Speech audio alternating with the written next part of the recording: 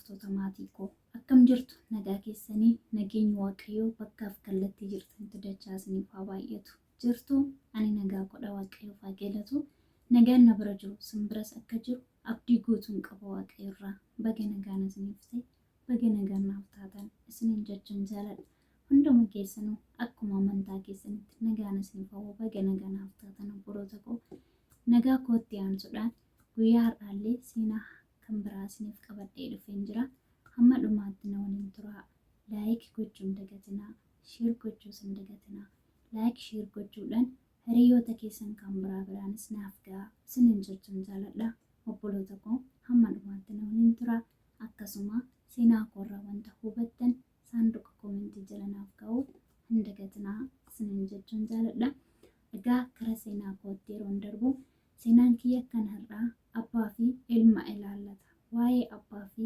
waa'ee ilmaa dubbata jechuudha hamma dhumaatti hunda waliin turtan seenaa kanarraa akka waa hubattan abdii guutuun qaba jechuudha egaa abbaa fi ilmi turan isaan lamaan qofa jechuudha abbaa fi ilma qofa turanii harka qalleeyyiidha turanii humaa hin qaban turanii ilmi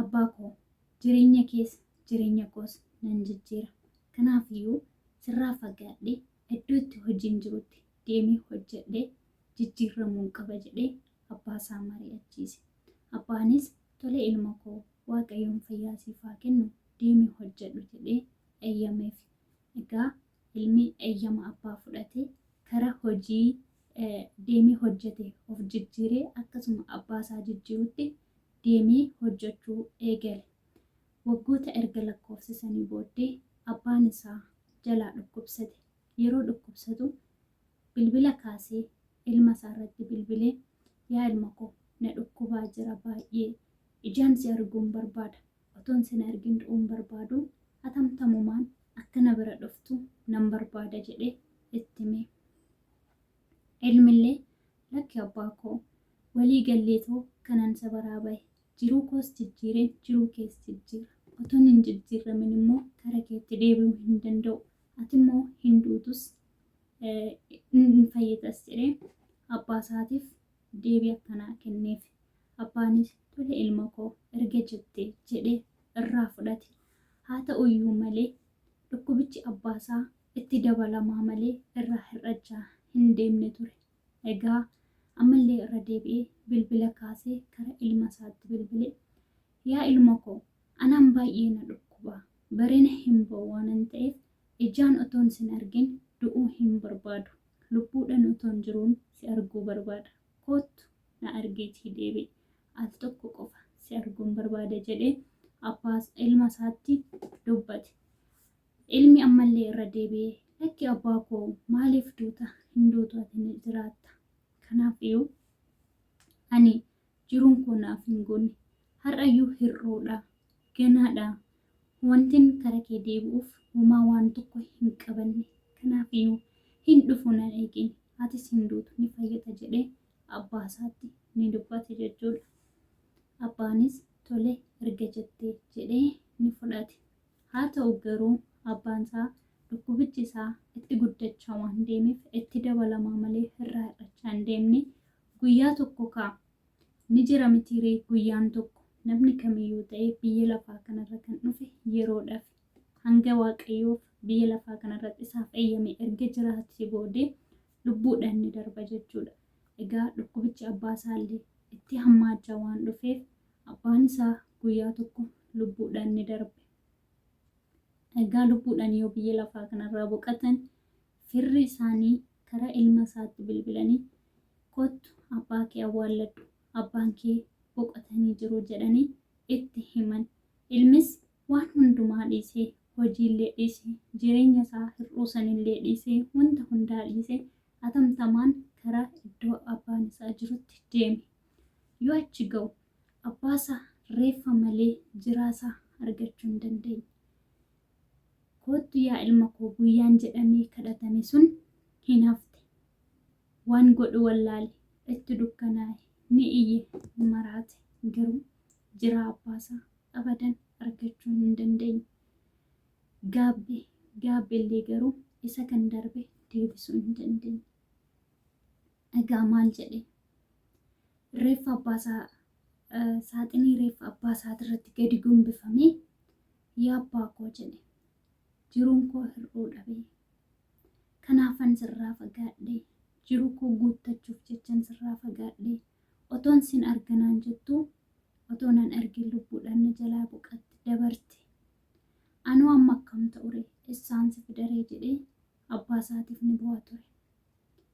Garuu kanayyuu godhu abbaasaa galfachuus hin dandeenye lubbuudhaanis hin arganne abbaan isaallee otoo yaaduu otoo ijaan hin argin kan lubbuudhaan boqotan jechuudha. Egaa ani seenaa kanarraa maalan baradhe jireenya har'a malee boru hin jirtu. Boru otoo jennu boruuf otoo yaannu boruuf guuttachuuf otoo xaarru wantoonni har'atti nu barbaachisan nu bira darbu. Wantoonni har'atti nu barbaadan otoo nun argatiin nu jalaa darbu. Namas haa ta'u wanta kan biraas har'atti wanti nu barbaadu hunduu otoo nun argatiin nurra darba. Har'atti wanti barbaadnu kamiyyuu otoo nun argatiin nu jalaa darbu. Maaliif? Jireenya boruu guuttachuudhaaf jecha. Boruuf jecha otoo jiraannu har'a jireenya har'a otoo hin jiraatin dabarra jechuudha. Garuu maaliif? Jireenyi bee har'a malee boru hin jirtu. Har'a jiraachaa boruuf yoo yaannu har'uma wantan har'atti barbaadu san yoon har'uma argadhe haa ta'u garuu akka salphaatti dubbadhee yeroon akka salphaatti dubbadhu kana akkuma salphaatti wantan har'a barbaadu har'a nan argadha yoon jedhe argachuu baachuu hin danda'a. Garuu nan argadha jedhee yaalii gochuun dirqama koodha. Wantan har'atti barbaadu dirqama har'umatti argachuu qaba jedhee yaalii gochuun dirqama koodha. Wantoota har'atti na barbaadaniif dhiyaachuun dirqama koodha. Ta'uyyuu baatu nan dhiyaadha jedhee yaaluun dirqama koodha jechuudha. Boru jiraadhee fi jiraachuu baadhee kan na uume uumaa koo tokkichatu beeka. Jiruu boruuf jecha kanarraa maafan dhoksa. Jiruu boruuf jecha kanarraa of jalaa dhoksee boruuf qofa yaadee otoon boruun gahin borutti wanta har'atti wanta na barbaachisu hunda dhiisee har'atti wanta na barbaadan hunda dhiisee otoon boruun gahin wantoonni har'atti na barbaadan sun otoo nan argatin yoo darban seenaa kanarraa wanta nu hubadhe isa kanaadha jechuudha.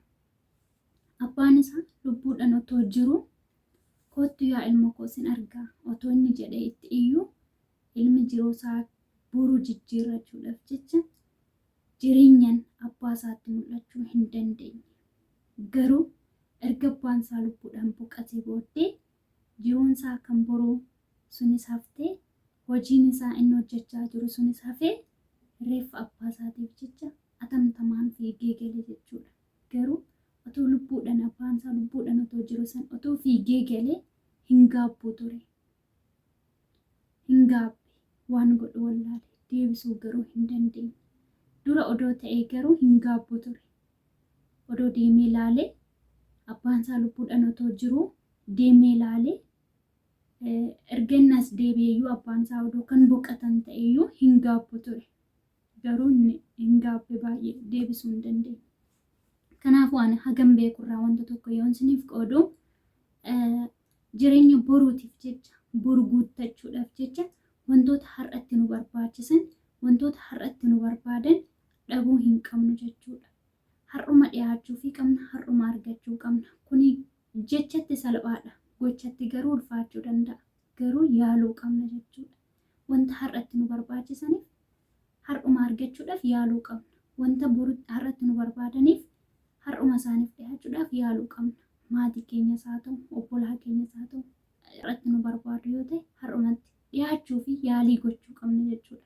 Yoon jedhu har'uma har'a osoo hin taane isa dheeressinee karoorsines gabaabsuu ni dandeenya jechuudha. Nama saniif argamuudhaaf maatii keenya argachuudhaaf maatiin keenya baay'ee nu yaadanii nu obsuu kan hin dandeenye yoo ta'e lakki kootti yaa mucaa koo jedhanii irra deddeebi'anii kan natti dudubbatan yoo ta'e kaayyoo kiyya dheeraa san gabaabsee dafee wanta hojjedhe walirra buusee maatii koodaaf dhiyaachuun dirqama koodha jechuudha. Yaalii akkasii gochuun qaba jechuudha. Maaliif boru otoo isaan natti iyyanuu osoo kottuun osoo naan jedhanuu si arguun barbaadu otoo naan jedhanuu yoon isaan dhabe gaabburra deemee isaan argee yoo ta'es deebii hojjechuun dirqama godha jechuudha.